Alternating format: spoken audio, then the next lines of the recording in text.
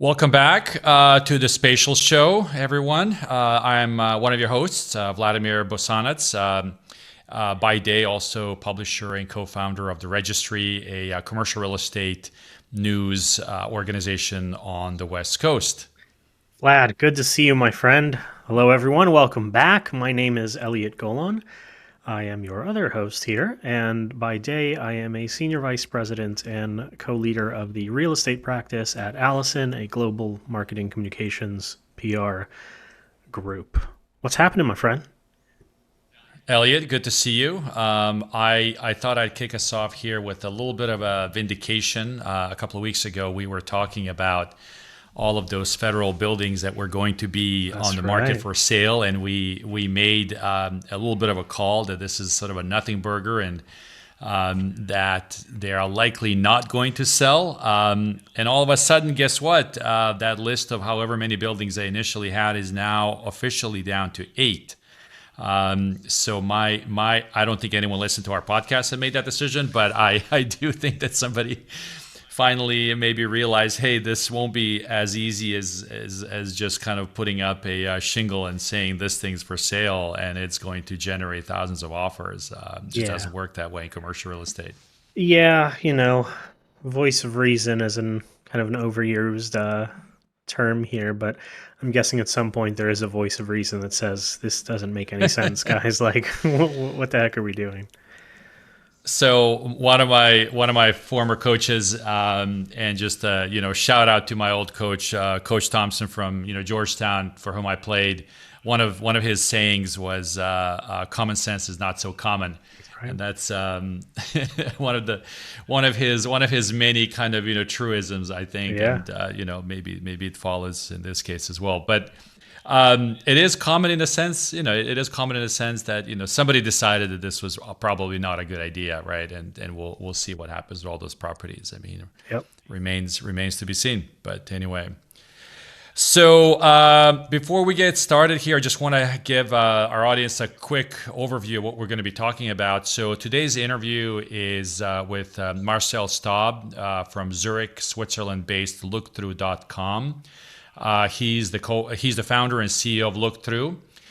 This is a company that is focused on the real estate sustainability space, and their service, which they call decarbonization as a service platform, Interesting. provides a number of solutions for property owners and managers that helps them audit and collect data. And then using AI, analyze essentially and prioritize what they need to do to decarbonize these assets and the impact that it makes on their overall portfolio. So their technology is already in place with a number of different clients. They already work with clients, obviously across Europe, but also some in the United States. And Lookthrough is looking to scale and grow globally. So interested to kind of see what they have to say and how this is going to impact commercial real estate. On the content side, so in terms of what you and I are going to be talking about here, we'll start off by examining real page data on renter growth among 20 to 34-year-olds. And we're going to specifically focus on some emerging hotspots that real page has Yeah. identified. We'll touch on some recent NAR, National Association of Realtors, report on home buyer demographics to understand who's driving today's market. Then we're going to focus on February's JOLTS report, which shows job openings in the month of February actually slowing, and discuss how these trends might impact housing demand. And then, Elliot, you're going to touch upon some of TREP's latest findings on regional banking and what that might mean Yep. potentially for market consolidation. And then finally, we'll look into Hudson Pacific's recent CMBS transaction of Yes. nearly $500 million and covering 6 properties, 1.4 million square feet Yep. across their West Coast portfolio. So interesting, a lot going on here, Yeah. but let's get started. Yeah. So I was looking at this real page report, and some of these markets are going to be Oh, yeah, yeah, sure. I could see that coming. And some of them are going to kind of make you go, like, what?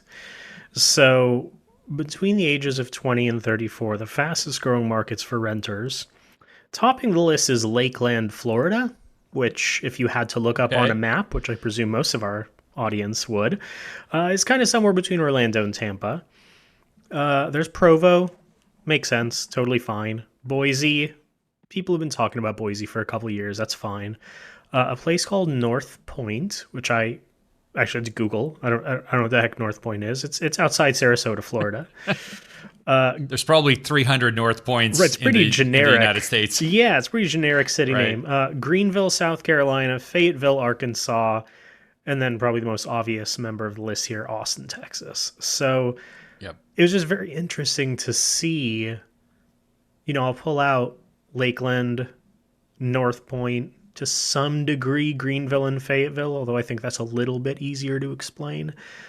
These markets are not exactly like burgeoning ecosystems for young people to find jobs. Like I don't quite follow why Lakeland, Florida is attracting so many folks. Yeah, so I'll throw some of my perspective on that. The Lakeland, given that it's right in between Orlando and Tampa, I think geographically probably has a lot to offer in terms of folks looking for work in either of those two markets. Being kind of right smack in the middle, you give yourself an opportunity, I guess, to be potentially have a job in either one of those. So I guess it doubles your opportunities. In Florida, I mean, Orlando continues to do relatively well, I think, Yeah. economically from kind of a convention point of view. Obviously, Disney, Universal Studios, and things like that. Tampa has a number of sort of financial services firms, if I'm not mistaken. I know that even some tech firms have some operations there. Provo makes sense because of the university Sure. system there. I believe Adobe has a pretty nice size campus there. I don't know if others do. I wouldn't be surprised. I probably should have looked this up, but Austin, for obvious reasons, also tech kind of related. Fayetteville, I'm going to throw this one out there. Walmart, right? Walmart.com. I know this is not where they're headquartered, Right. but is it possible that that's driving it? I'm sort of curious about that, right? And then I don't know what else I can tell you about some of these other markets other than in Greenville, South Carolina, maybe proximity to manufacturing, airplanes, automobiles. Right. There's quite a bit of that in South Carolina. Yeah, but I think that begs the question. So we'll pull out Greenville, and let's pull out Fayetteville, which I think you're right. I can't think of any other reason why there would be young people moving to Arkansas. Um, but call me a West Coast elitist, that's fine. But Right. there has to be professional reasons for young folks to move. Typically, it's for a job, Right. so they can support either starting a family if that's what they have kind of in their plan, or starting to build their nest egg, so to speak. And yes, I mean the state of Arkansas is Walmart's. I'm surprised they don't own it. I'm surprised there isn't a deed to the state of Arkansas that the Walton family holds.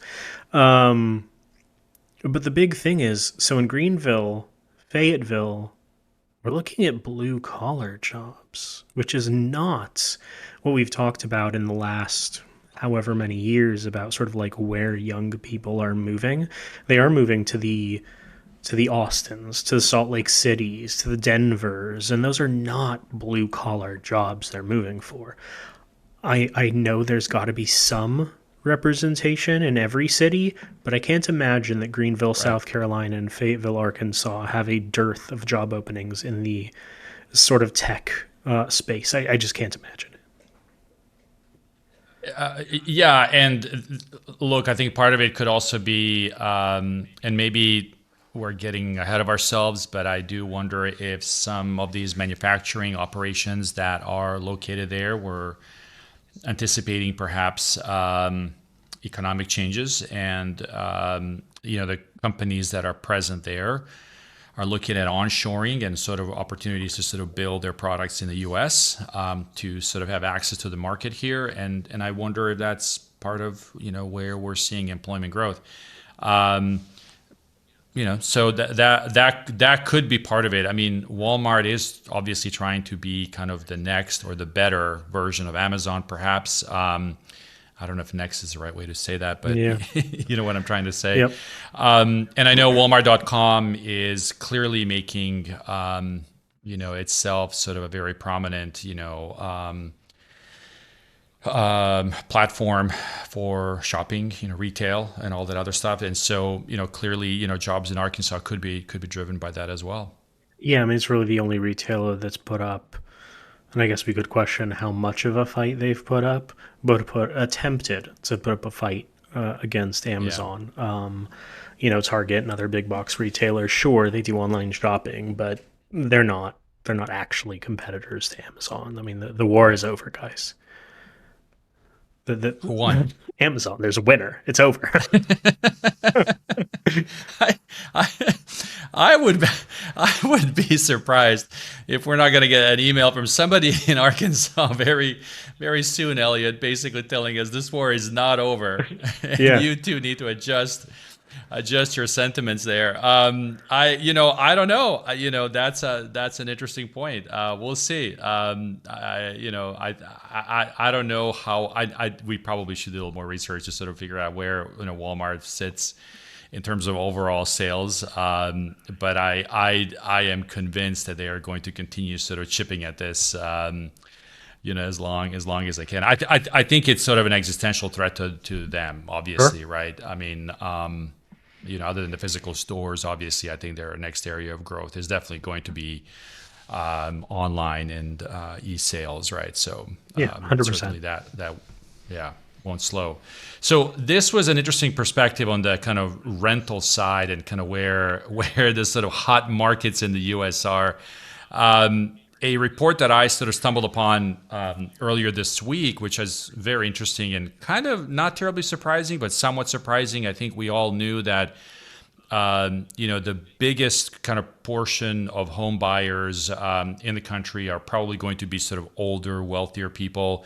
The National Association of Realtors actually now has some data on this. So baby boomers account for 42% of all home buyers.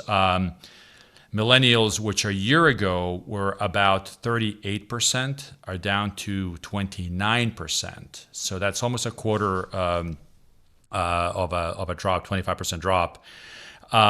What's interesting is that half of the older boomers and 40% of the younger boomers, and I won't go into the details how they calculate sort of older and younger boomers, just boomers, a big chunk of boomers, is making purchases entirely with cash. Elliot, are you surprised? I mean, it's interesting, right? I mean, when we think about home buyers, we kind of think, it's going to be the younger generations kind of growing into that. That's the way it's. I don't want to use supposed to, like it's a biblical thing here, but it's kind of the way it's supposed to be. The boomers Yeah. thing is very interesting because it sort of pokes an idea at the whole empty nester thing. The whole like, I don't need 2,500 square feet or 2,000 square feet or a backyard for kids or anything like that. I don't know about you, but when I'm at that stage of life, I'm renting me a townhouse that's walkable to a coffee shop, and that's the only thing I'm concerned about. Is the coffee shop that I'm going to Yeah. walk to every day. The all cash thing, I mean, that's probably the big story here is that as home affordability continues to become challenging, to put it as politely as I can, um, the folks who have the money are the boomers because they bought a house, I don't know, 25 years ago, 20 years ago, whatever it is, for something you and I would sort of laugh at as a figure, something equivalent to what a Subaru would cost you today. And now they're selling these houses in the seven figures. And with that kind of equity, they just have a lot more buying power. So I can't say I'm surprised when you think about it analytically, but I'm surprised when you think about it sort of demographically. Is this the ultimate boomer revenge? Remember a couple of years ago, the Yeah, okay boomer right. statement? And now they're getting back to Yeah, us. maybe, Now they're like, okay, kiddos. yeah, maybe that's what it's going to be. Um, Maybe that's what it's going to be. No, I do wonder, however, how many, and this number was not broken out, if the boomers were buying the homes for their younger kids. Right. Right. And that is an interesting kind of thing because obviously they have the cash, so they're able to do this. So instead of gifting the cash, maybe they can, I don't know, put this home in an LLC and Right. then, sort of turn it over that way. I don't know. That's just a hypothesis. I mean, maybe we sort of find this out in the next couple of months. More data comes out. What's interesting also, Gen X, and I'm the Gen X generation, and so the Gen X generation is leading in terms of multi-generational buyers. So meaning they're buying homes that incorporate space, not just Right. for them, but potentially for their parents, grandparents, and that kind of thing. That is an interesting thing. I don't know over the course of the last few decades how much multi-generational households, how many, what the percentage is, but I am curious if culturally we're also evolving. Right. Certainly where I come from in Europe, that's not that unusual, but it is a little bit more so in the US. And I do wonder if that's another kind of trend that's coming out of this. Yeah, and I think a lot of it may also be, I think it was a couple weeks ago we spoke about. I mean, listen, you and I are commercial real estate guys, but fundamentally, generational wealth for the average person is not built through commercial because the average person doesn't play in commercial. It's built through residential. So a lot of this could just be, I don't know, if I'm 65, 70, and I have, a good amount of scratch, kind of, I don't want to say burning a hole in my pocket, but sort of doing nothing, maybe sitting in a CD, making me a few pennies, a mutual fund, whatever. Like I assume most boomers are doing with their, discretionary income or extra savings. I could make Yeah, a very yeah. easy argument that grabbing a house now, and yeah, you will never see the money, but you were never going to see the money from the mutual funds anyway. It was theoretically for your kids or your grandkids or whatever. That house's appreciation, the equity that the kid would pull out of that house after you're gone, is going to far exceed the gains they would make, in the conventional investment space. Mm. So I wonder what percentage of this is just I can buy stock, I can buy mutual funds, I can put it in a CD, I can put it in a money market, or I can buy a house. And houses are sort of in that same family. Yeah, and interesting you say that actually, because I think my perspective, and I'm going to sort of be a contrarian here a little bit, maybe not a contrarian, but just sort of counter argument to that. When I look at my monthly budget and I see how much of that amount goes for housing, I think part of it is also managing, costs, right? So instead of just making it kind of a flat out expense, it becomes an investment. Right. And I do think that is also driving folks. I think that they will continue to drive people into home ownership. But you're absolutely right. I think if you are not sort of, as the young kids would say, pressed to purchase a home anytime soon, or you are maybe not sure if you're going to be in a certain job or a certain geography for a while, yeah, maybe investment is certainly, then you weigh kind of very differently. Yep. You're 100% right. One thing that came out of this report also is that, and this is sort of referenced back to our conversation from last week about, Redfin, Yep. Yep. right? And their low cost transaction, low cost, right? So this report states, and again, let's be very clear, this is authored by the National Association of Realtors. So, just to be, fully transparent here, in the report that they wrote about themselves, they claim that 88%, the overwhelming majority of buyers said they would use their real estate agent again or recommend them to others. The interesting part about this number is not the use of agents, Right.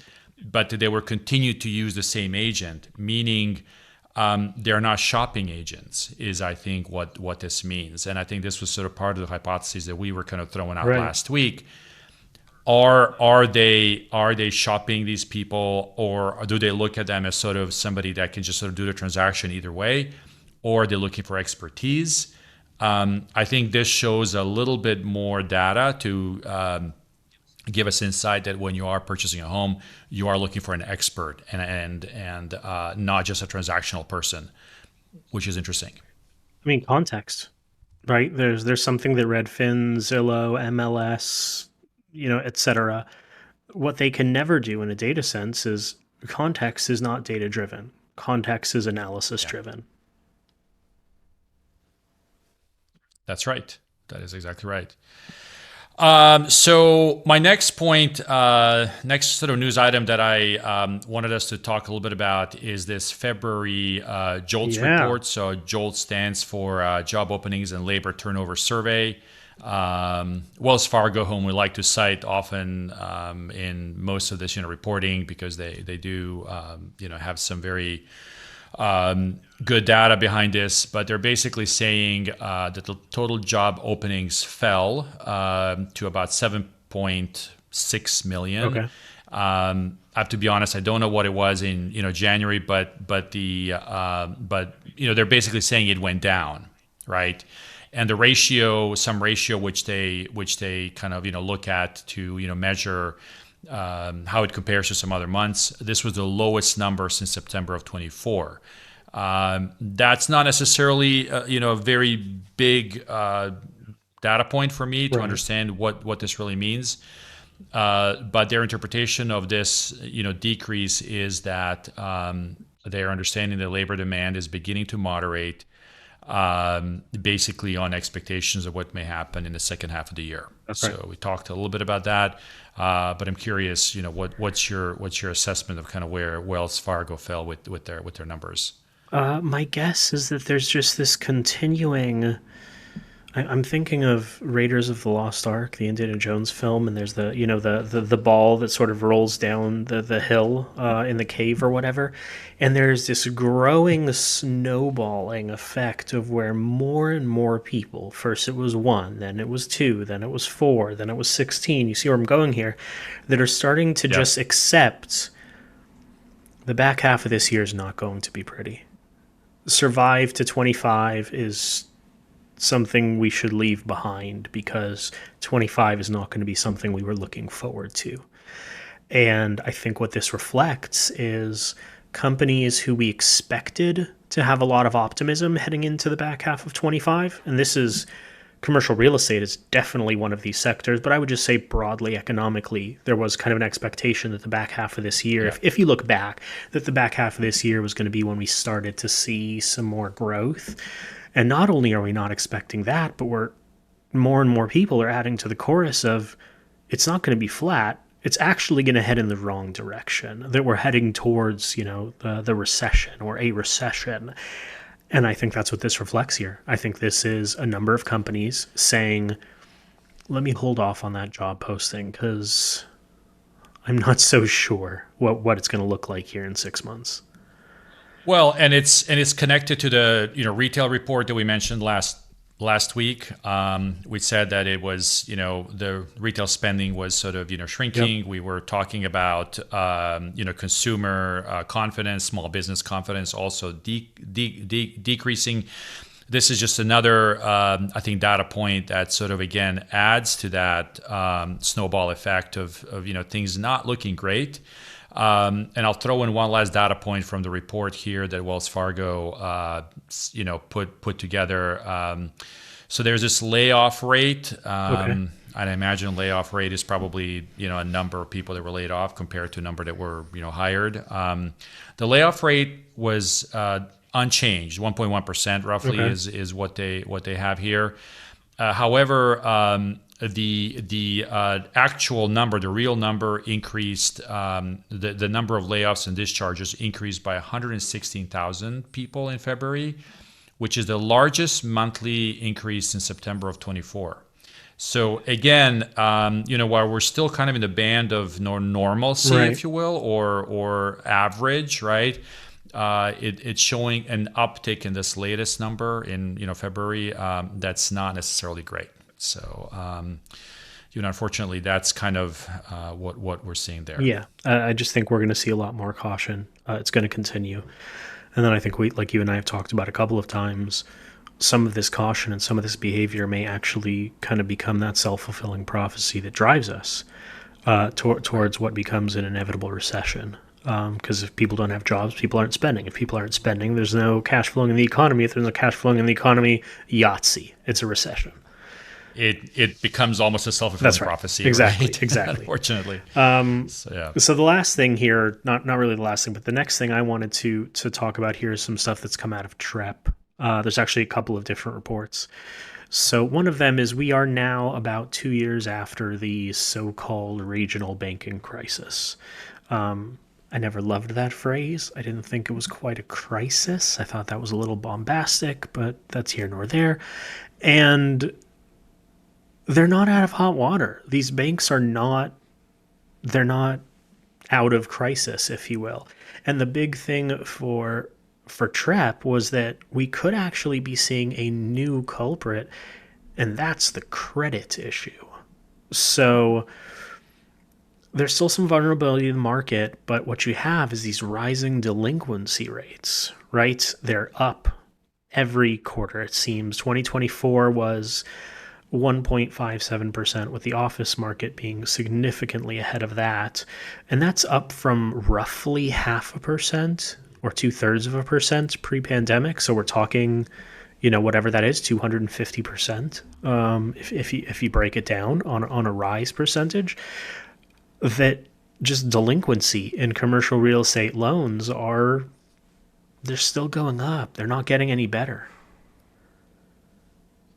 Is what you're seeing there, is this across the board, across all the sort of banking segments, or does it impact Prep was sort of, tracking more of the regional regional? banks, but I do think by and large there's not good news across the loan spectrum, and part of that is and Trep put out another research report, obviously this month, on the total originations, and this is across banks. The loan performance from 2024, like net charge, delinquencies, occupancy, all of that, that isn't looking good either. It was not a positive quarter, and there's kind of a mixed outlook, with multifamily kind of having the most positive outlook, but even that is Interesting. tepid. Yeah, interesting. Side note or sidebar to this also, Mechanics Bank, which is based here in Northern California, just announced earlier this week that they'll be acquiring Home Street Bank, which is another decent sized regional bank based up in Seattle. I wonder if this is part of that narrative. I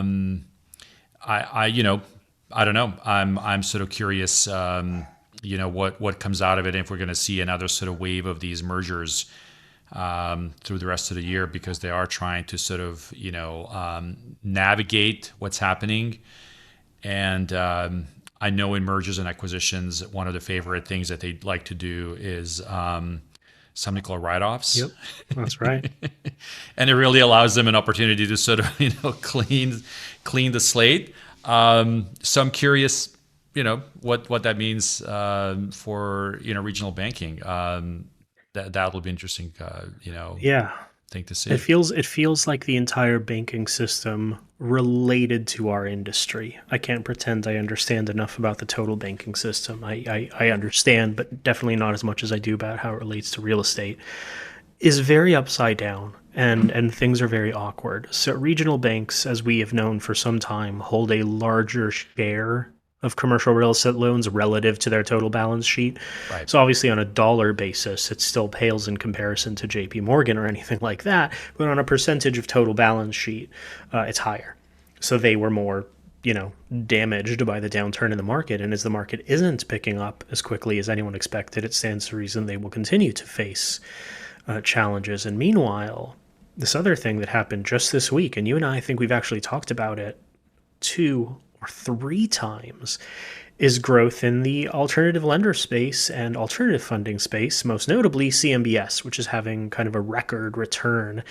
And Hudson Pacific, Victor Coleman, we're talking about, class A plus, institutional as it gets, $475 million CMBS loan on office properties on the West Coast. So they're all trying to keep kind of extend and pretend alive. It's got a 2-year term, so it's not forever. Yeah, and that was an interesting one because you and I looked at the properties that were included in the CMBS deal. So it's basically two in Los Angeles, two in the Bay Area, and two in Seattle. Yep, These all seem to be very high-end properties. I don't know, in terms of occupancy where they are, but certainly these are better than average properties that they own in their portfolio. And I don't know what this means. I don't know if they're obviously not going to share this information with sure. us being a public company that they are. We can only hypothesize. The curious thing for me about this transaction is that they went the CMBS route. Right. And the only reason I say that is because over the last couple of years, and we've covered this also, there's been a lot of debt funds that have sprung up. Yep.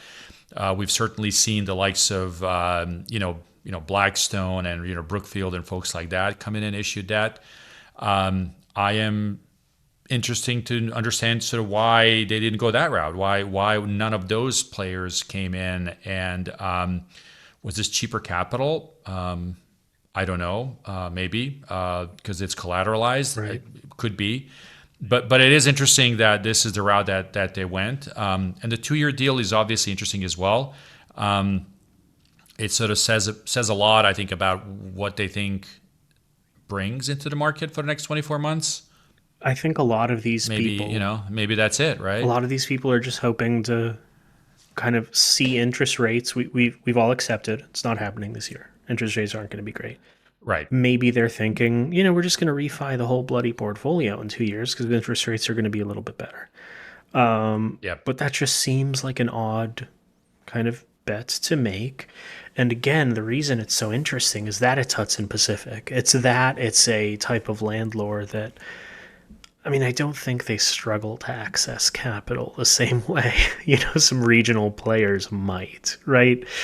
And, again, some of these properties, they bought some of these properties from Blackstone. These are good properties. We don't have the occupancies, of course, because that's not public record, but it is very interesting that they go this route. Yeah. And I think we're going to see more and more of it. And what it still says is that, believe me, any reasonable firm looks at all their options when they're looking to access some dollars and cents. And the fact that they came to the conclusion, which I'm sure is correct, I'm sure their accounting folks are all brilliant, that this was better than accessing it from a Stockbridge or a Blackstone. This was better than accessing it directly from a hedge fund or a bank in New York City. This was better than going to a debt fund. What that says is we need to actually be looking at the converse, not what this says about CMBS, what this says about everyone else. No one else wants to give someone $500 million on commercial office properties. They're just out of suitors. No matter how good they are. That's right. And in what markets they're in. That's right. The landlord's institutional. Yeah. There's no fear of them going under. So it's not some regional player where the bank could say, oh, well, what if they go belly up and I have to write off this whole thing. Right. Victor's not going out of business. Right. These aren't Class B properties in Wichita, right? This is about as easy as it gets for commercial office, and that asterisk, commercial office, is the big thing here. And it just says that I think a lot of these large landlords, regardless of the quality of asset, they're the last one at the dance looking for a partner, and everyone's already paired up and there's no one left to dance with. Right. Yeah. That's what it feels It is like. it is an interesting evolution of the market, and I think again it might portend what's going to happen, maybe, or what they're seeing happening over the next couple of years. Certainly, it does appear that the second half of this year does hold some challenges. Yep. How that plays itself out, it's very difficult to predict. Obviously, we don't know, but we certainly have some warning signs that not only are things going to sort of stay the same, likely the same in terms of high interest rates, higher inflation, perhaps, And that's probably going to impact employment and just the general economy, so both on macro and micro basis.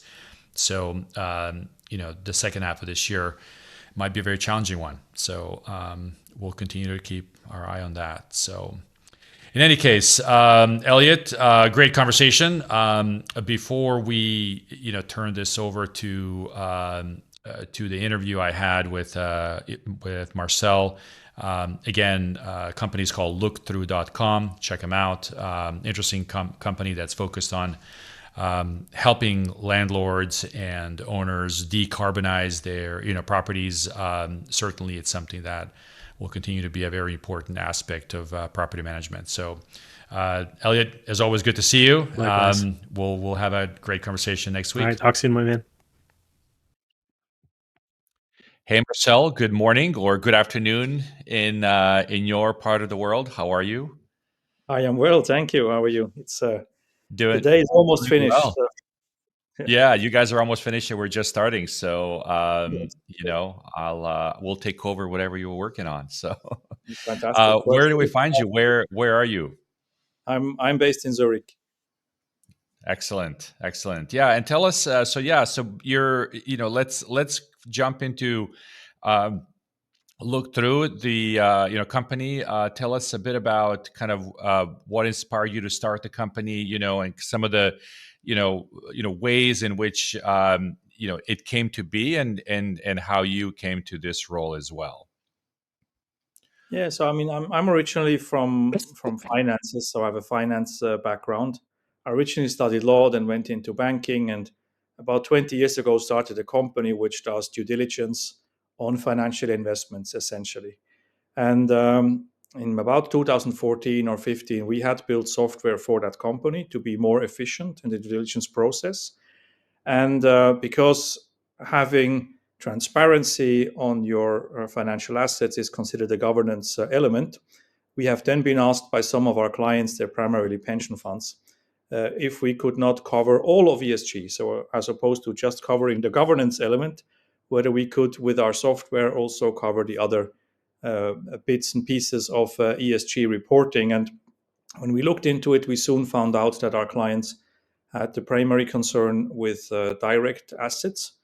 And within direct assets, of course, real estate is the biggest allocation. So this is how we somehow got into real estate. And up until that point, we were no real estate experts. We were really data people from financial services background, and then tried to understand how does sustainability on real estate work, and how do owners of real estate analyze that sustainability and improve it, and learned a lot from our clients. So it was really not our idea. We can't take that merit. It was really our clients' demand to help them with the problem, and we tackled it. And I think we learned a lot in the process, and have developed Lookthrough, which is a spin out essentially from the other company. And you are based in Zurich, so tell us about how that was relevant to your clients in Europe, and then what does it mean for your customers in the U.S. as well? Is it a similar process, similar product? How did the company sort of grow from your roots there to serving clients elsewhere?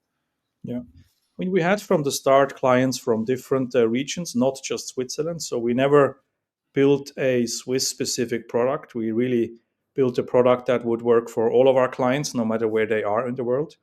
And ultimately, what we found, because as I said initially, it was all about ESG reporting. And what we had then found that most of our clients were really interested in the E element, so primarily energy efficiency and CO2 emissions. That was really the focus. So we started to also deep dive on that topic. And we are still offering all of ESG, but our focus really is on energy efficiency and decarbonization. And I mean, as you would know, there's this Paris Accord, which your president just decided to no longer be part of. But I don't think that the general attitude, of the states and of the different countries will change. So I think that path to net zero will remain independent of the current presidency in the United States.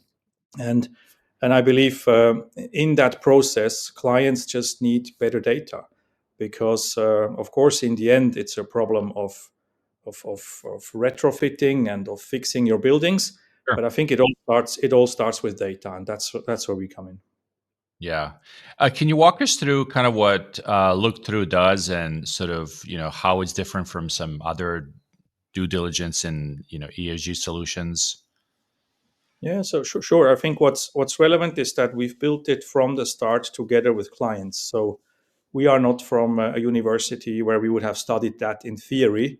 We always tried to tackle a real life problem. So we were really sitting down together with our clients and trying to address the problems that they had one after the next.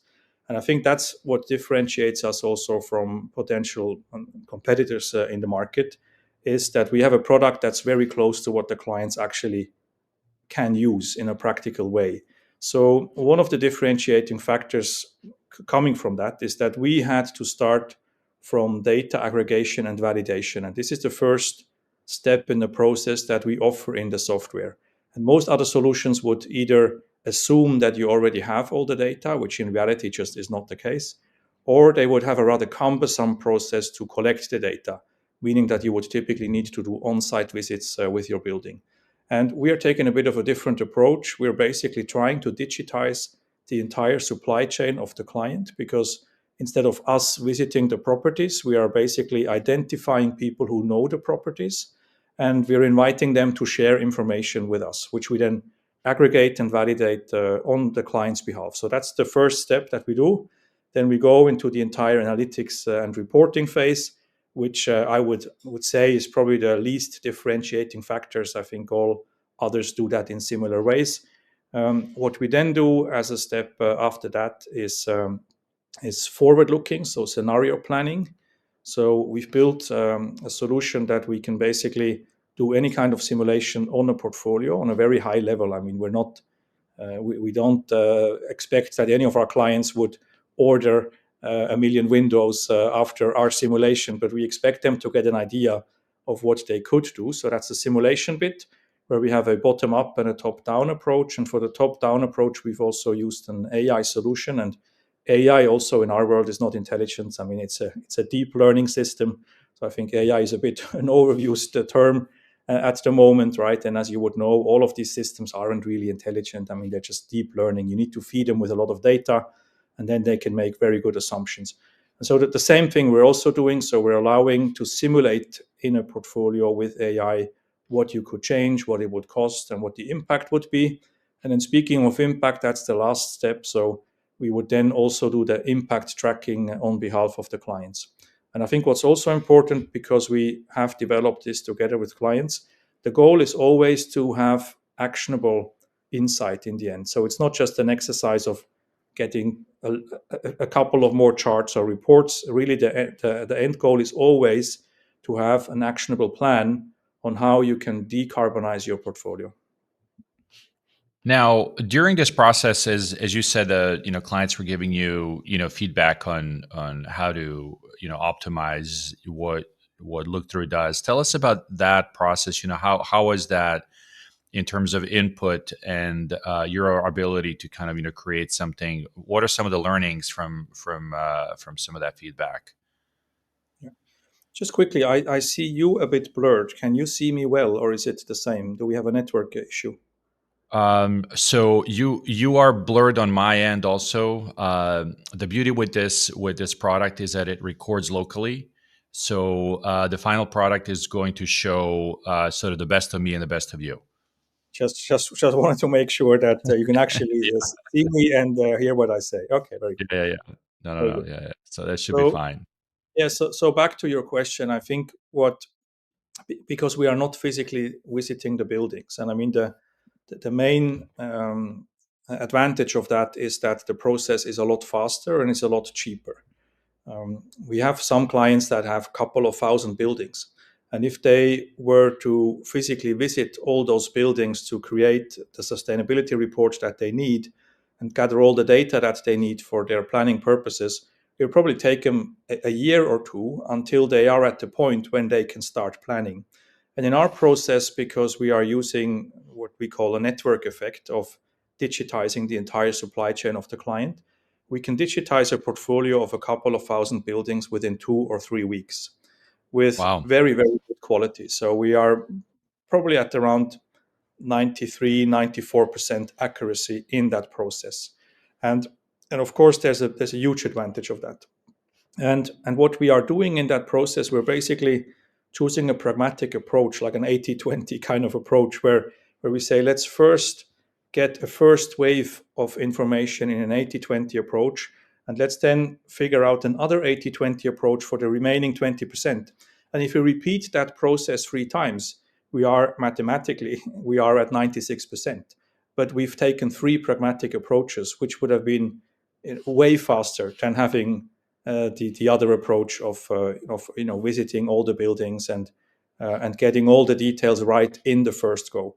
So we're very much fans of having this maybe a bit different approach. And you can also, I told you before that we are not actually from the engineering side or from the academic side, and I think that's also a bit of a difference, right? I think an engineer would have not been happy with the solution that we built. I mean, they're happy with the result, but they would have not been happy with that solution because it isn't in their world, it isn't precise enough. And what we get to precision, but we get there over time. But the advantage is that the clients within 2 to 3 weeks, they get a full overview of their portfolio, which is already very accurate. It's not fully accurate, but very accurate. And you said the data is instant in terms of the analysis, right? So tell us about that and sort of how has that changed, what your clients do and the impact that's had on their work. Yeah, so I mean, I can give you a practical example. We have one, maybe that will come later, but it's also part of our distribution strategies that we work together with partners. So we have engineering firms that don't have their own software who basically use us for the initial planning.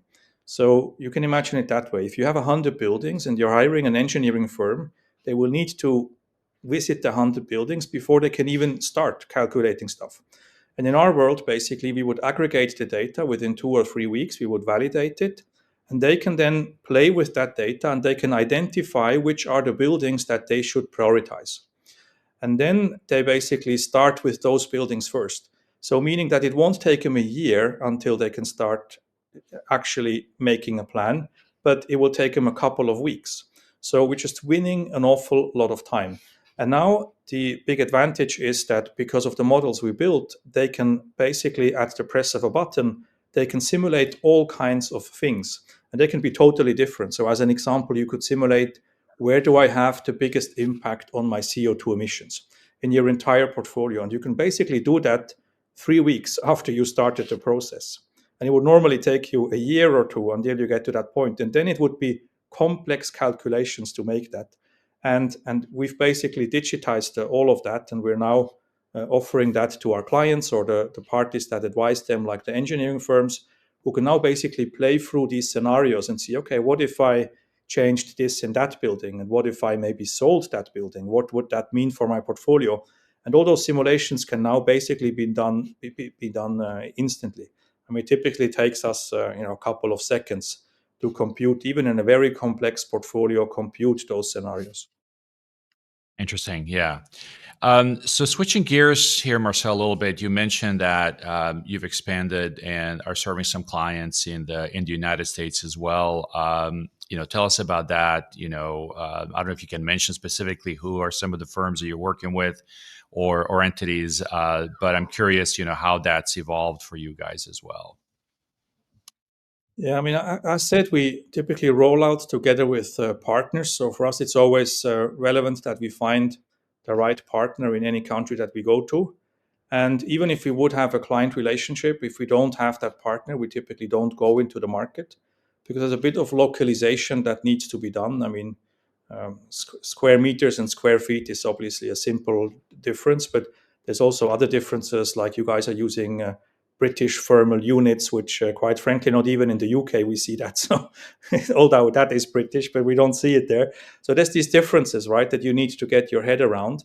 And then there are different building materials that have been used. So we basically have rather complex models of what building materials have been used in which years for which type of buildings that help us basically simulate, because that's part of making the process shorter is that we don't actually go and do a probe drilling in every building, but we just make a very educated guess and say, okay, that building in that location was built in this year as an office building. It must be, that kind of material that has been used, right? So certain assumptions that we're taking in this initial 80/20 step.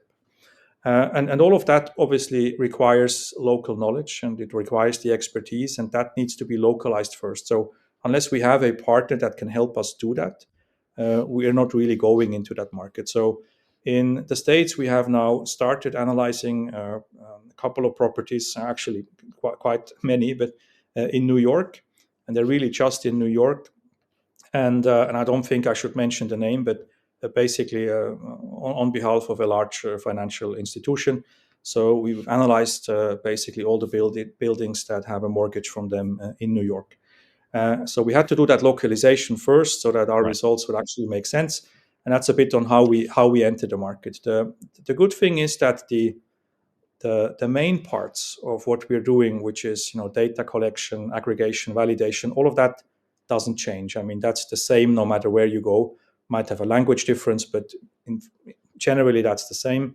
And what's also good is that the thermodynamics that we are calculating for each building, that is also the same from one county to the next. You might have different outside temperatures and different sun exposure. Those things, of course, change, but the thermodynamics of a building, they don't actually change. And in theory, they're not that complex. I mean, you have a house, and you have energy that gets into that house in whatever form that is. That could actually be heating or cooling.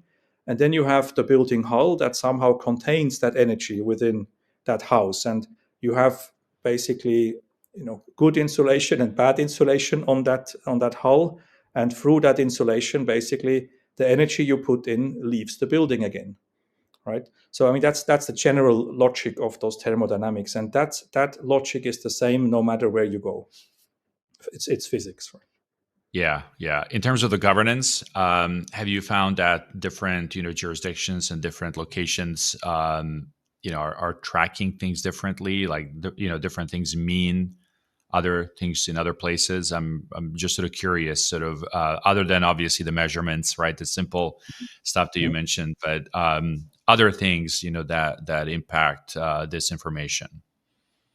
Yeah, so I think what we find is different from one place to the next, and it shouldn't be, but it is the regulation, obviously, right? So regulation changes from one place to the next, and reporting needs change from one place to the next. I mean, in the EU we have this EU taxonomy. I'm not sure you heard of that, but I mean it's overly complex. It basically requires 1,700 data points.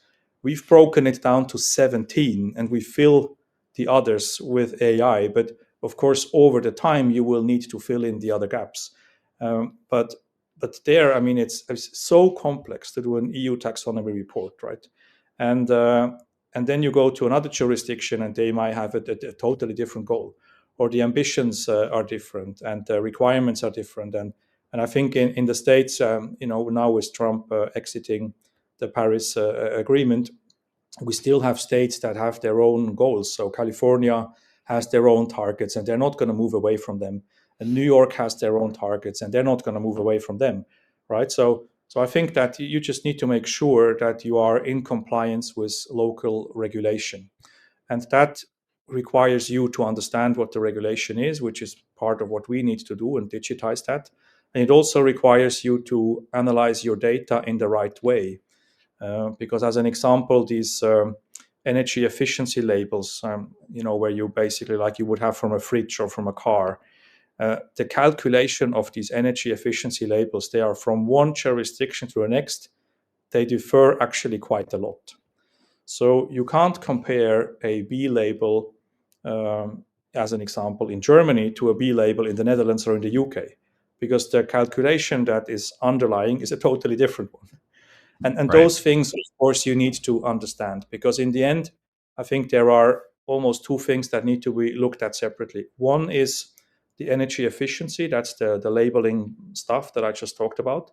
And that's typically what is today related to regulation. So there you need to understand what is the regulation, how is the label calculated, and how do I make sure that I am basically compliant with regulations. So that's one element. And the other element is CO2 emissions. And there, I think, no matter what the regulation is, ultimately we have a clear goal that we want to be somewhat close to CO2 neutral in 2050, right? And that, I think, is unilaterally the same. So there are these differences, but in a way, it all leads to the same goal. Right. And by the way, What is, just sorry, maybe just adding to that, I please? think that I think that the differences actually over time they will become smaller and smaller because the closer we are approaching the target, the closer actually the regulations will be matching each other. Sure, sure. And obviously having access to this information will give you different insights, right? So at some point people will realize that certain data points are going to be valuable no matter where you are. So what are some of the biggest misconceptions that property owners and developers have about, ESG reporting, and how do you guys help address that? I mentioned in the beginning that we started with ESG reporting, and we're now really focused on, I would say, decarbonization as the main focus, and then followed by energy efficiency, and then followed by the rest, but almost with a bit of a gap. And I think the problem is a bit that there is no clear definition of what good or bad ESG is, right? And that's what makes ESG a bit blurry. And I think also ESG, in my view, it needs to be taken apart. So you need to pick your battle, right? You can't win all the battles. And I'll give you an example. If you trying to do something for the energy efficiency of your building, and that requires you to invest money into your building. So you may have let's call it a plus point that you're getting on your energy efficiency. But because you just had to spend money on renovations on your building, you may have to increase the rent. And that creates a minus point on your social score. So in the end, you might have put in a lot of effort, but from an ESG perspective, actually reached nothing, right? So I think you really need to pick your battles. And I think that's a bit of the confusion within ESG, is that it's too many different things mixed. So one really needs to pick what they want to prioritize and then focus on that. And you can't get everything right at the same time without spending money. It's not going to happen. And Marcel, is this something that meaning your clients, have the flexibility to figure out on their own, or is this also driven by certain governance and regulations and that kind of thing? Yeah. So the regulation is primarily focused on energy efficiency and decarbonization, and depending on jurisdiction, it's a bit one of the other or a mix of the two. And regulation on social and on governance is very weak. And I think it's partly due because it's also very hard to measure. So, Yeah. and then because it's hard to measure, it's hard to define an actionable element. And so I think all of those social and governance elements are primarily from a perspective of reporting. So there are reporting requirements on them, but there aren't really requirements to improve because they're just very hard to measure. Let's switch gears a little bit and talk a bit about your company. How big are you guys? How many employees do you have? Also, a little bit about what some of your goals are here for 2025. Yeah, so we're constantly changing our goals because we are expanding a bit quicker than we had initially anticipated. So we we basically went from around 4,000 buildings that we had in the system by the end of 2023 to over 45,000 by now. So Wow. almost tenfold in terms of buildings that we have analyzed. And initially, our goal for 2025 was to reach 50,000 buildings, but now at the beginning of the year, we already have that. So our Yeah. intermediate goal now is to basically double that until the end of the year, so reach 100,000 buildings. I think we're probably going to go to 250,000, but I can't tell that to my board because otherwise they hold me accountable for it. So basically, I mean, in the end, our goal is to help as many clients as possible to help them in the decarbonization process of their buildings, because we know that it is a data problem and there's complexity in it, and we're really trying to help as many clients as we can in the process of getting things done.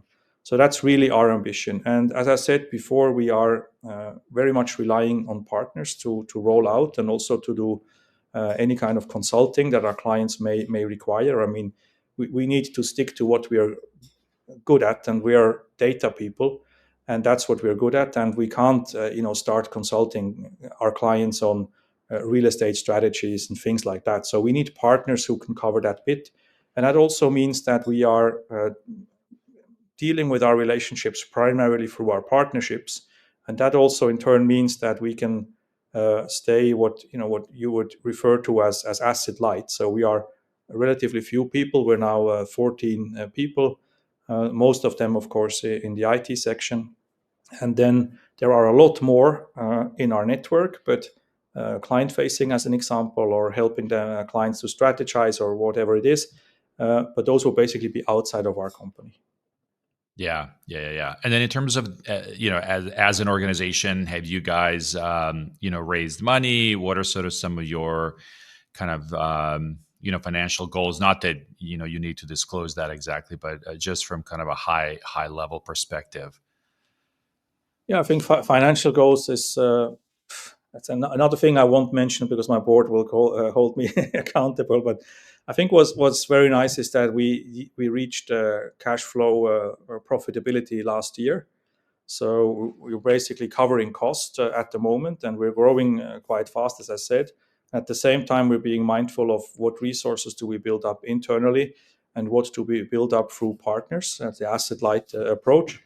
And I think as we have grown in buildings, we have also grown in revenue. And I think it's important that a company makes revenue and therefore makes profit, because otherwise it's also not sustainable, right? So we want to make sure that we are here for our clients to track the impact of what they do for many years to come. And if we are, as a quasi startup, if we're not able to do that in a profitable way, then there's a very big risk that in 2 or 3 years we won't be here.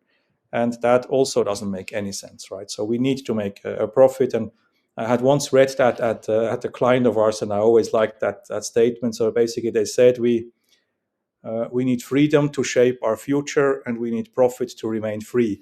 And that's a bit of the same feeling that we have, right? So we need to make, it doesn't have to be huge, but we need to make some sort of profit so that we can actually continue to develop and help our clients achieve their goals.